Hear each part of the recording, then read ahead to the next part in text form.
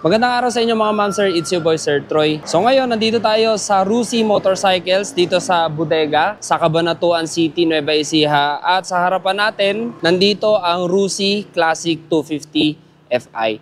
So sa nakaraang video natin, nag-review tayo ng 150 Classic or Cafe from Motorstar. At meron nag-request sa atin na baka merong mas malaking displacement na may offer sa atin. So ngayon, sisilipin natin itong Rusi Classic 250i. Kung ito nga ba ang para sa inyo at titingnan natin, baka ito na ang next bike ninyo.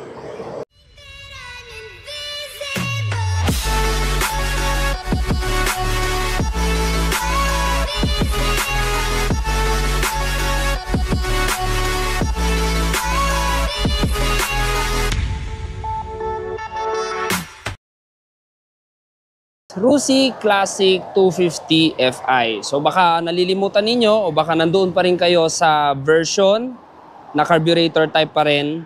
So ngayon, matagal na rin na nandito at inilabas itong kanilang Fi version. Ako, kamakailan ko lang din nakita itong Fi version. So ngayon, iwa-walk around ko muna kayo dito sa motor na to. Titignan natin yung kanyang features at yung mga specifications ng kanyang body, yung design, bago tayo pumunta sa engine specification. At ipapaliwanag ko sa inyo kung bakit itong motor na to ang dapat ninyong bilhin.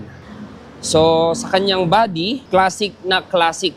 Sa kanyang seat cover at yung kanyang seat design, classic. Although hindi siya yung parang guhit-guhit na ganon, kadalasang nakikita natin sa mga cafe racer or sa ibang classic bikes, maganda na rin yung kanyang design. At the same time, leather yung kanyang seat cover. At sa kanya namang seat cushion, malambot na rin.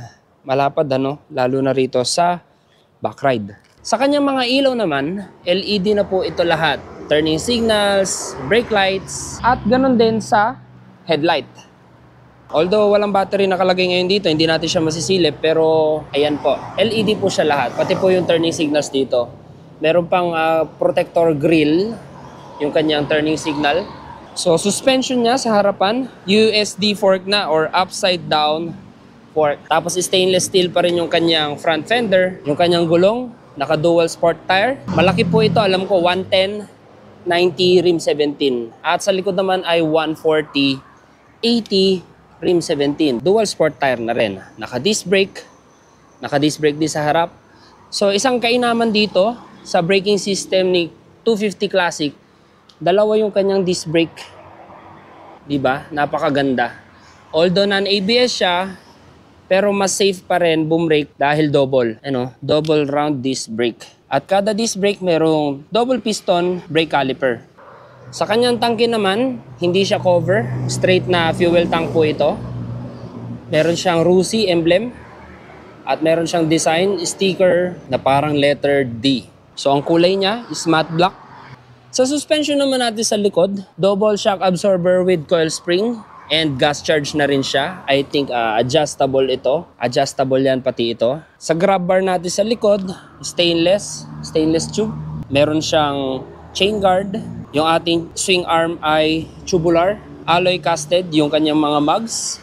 Same din sa harapan. Ito yung ating footrest and foot peg. Merong rubber para sa vibration ay mag-compensate siya, hindi kayo makaramdam masyado ng vibration. Ating transmission, ayan, 5-speed. And then siya po ay air-cooled. Classic 250i. Fuel injection. Stainless steel din yung kanyang rear fender. Meron tayong reflectorized para added visibility kapag nagra-ride kayo sa gabi. Yung kanyang exhaust, ito, merong Rusi na naka-engrave. And sa kanyang tip, exhaust tip, merong kulay silver. Ayan, mas bumagay para hindi naman masyadong black na black or hindi ganun ka-boring tignan yung kanyang exhaust. So braking system natin sa likod, disc brake, merong single piston, napakalaki. So sa paa natin, meron ding protector dito para sa brake master. Yan, sa brake. And then yung kanyang chassis, tubular. Busina niya, dalawa, napansin ko. Ayun yung isa. So dito naman sa kanyang panel, ito ang ating mga controls. Clutch, may high and low beam, may passing light, turning signals, horn. Meron na rin siyang hazard function. Yan, digital na rin yung kanyang display. Yan, wala lang tayong battery kaya hindi natin masisilip So mechanical key, ito yung kanyang susi, dalawa. At dito naman meron tayong kill switch, ating front brake, ayan, light switch, electric starter. So based sa Google, ano nito, meron pa siyang kickstarter na naka-indicate doon. So wala po itong kickstart. Electric starter lang po siya. So siya ay battery operated. At sa kanya namang handle grip, ayan, malaki, no? Malaki at makapit. May kalambutan din yung kanyang grip. Then meron tayong handlebar slider, maliit lang, pero much better na meron kaysa wala.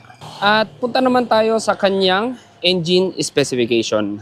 Si Rusi Classic 250i ay single-cylinder, 4-stroke, air-cooled, 250cc displacement. Meron siyang maximum power na 15.4 horsepower at 7,500 RPM at maximum torque of 19 Newton meters at 6,000 RPM. Fuel injected, manual, electric starter. Sa kanyang dimensions and weight, sa kanyang wheelbase, 1,400 mm. Seat height niya is 780 mm. So, kayang-kaya na yon. Mababa na po yung 780 mm na yun. Ground clearance na 150 mm at dry weight na 130 kilograms. So, I think curb weight nito, mga around 140 or 136, ganyan, pag full tank na siya. So, ang design po ni Classic 250 ay retro classic with modern technology. Ayan. Madami siyang cooling pins, ano, dahil siya ay air-cooled lang. And then, meron tayong extra palamigan dito ng oil. So, nagsisirculate po dyan yung mga oil, dadaan dito at papalamigin din niya, no? So, sa kanyang overhead cam, single overhead cam lang po ito. Ayan, napakalaki ng kanyang starter dito sa gilid. Meron na rin siya ditong air fuel mixture sensor. So, ayan po si Rusi Classic 250i. So, kung may katanungan pa po kayo, comment nyo lang dyan sa comment section at sasagutin natin siya. Ayan, meron pala siyang side stand at center stand. I think wala po itong kill switch sensor, ano. Chain driven, ito yung kanyang sprocket. Hindi ko alam yung eksaktong bilang ng sprocket nito. Pero pag ganito kasing classic at ganyan kaliit yung sprocket niya, is naka ano to, no? Efficiency type, which is hindi siya more on torque or hindi din siya more on speed, more on efficiency siya.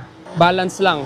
At the same time, yung kanyang mga gulong na dual sport tire, napakakapit po niyan sa kalsada. Pero I suggest kung magpapalit kayo ng mga stock tires, meron tayong mas magandang mailalagay dyan na affordable at yun din yung mga gamit natin sa iba nating motor like Corsa, Cross S, dual sport tire. Para naman sa presyo ni Classic 250 Fi. So ito yung kanyang cash price, updated po ito 2024, June 2024, 96,000. May down payment na 7,000 at monthly installment na 3,890 for 3 years. Ayan, less 300 rebate if updated. At kung kayo naman ay mag-i-installment, ito po ang kanilang requirements. 2 Xerox copy of valid ID, barangay clearance for motorcycle loan purpose, email address, Gmail address. So ito nga pala guys, ganito yung tapak natin or yung tayo natin sa motor na to. Parehong paa po ito. Tiptoe tayo pero manageable yung timbang niya. So kanyang handlebar naman, hindi siya sobrang liit. Actually malapad siya. I think mas madali itong i-handle, lalo na sa mga corners, ano, at sa mga singit-singit. Sa kanya namang fuel tank, meron siyang fuel capacity na 12 liters at approximately 30 to 35 kilometers per liter fuel consumption. Depende yan sa conditions at sa habits nyo, no, sa inyong riding style. So para sa akin, kung ako ay isang mahilig sa classic bike, isa na ito sa pagpipilian ko. At maaaring ito na ang kunin ko dahil sa kanyang presyo. At the same time, yung looks niya is timeless, hindi maluluma kahit anong taon na. At siya ay meron na ring modern technology. Although air-cooled lang siya, not bad kasi naked din naman yung bike na to. Pwedeng-pwede na rin siyang i-long ride. At pagdating sa fuel consumption niya na 30 to 35 kilometers per liter, matipid na po yun. Okay guys, so kung nagustuhan niyo yung vlog natin for today, please like, comment, share, and subscribe. At kung may katanungan kayo, comment nyo lang dyan sa comment section sa ibaba. At kung interested naman kayo sa bike na to at gusto niyo mag-inquire, ilalagay ko sa description yung kanilang page or contact info. Okay, so ride safe and see you on my next one.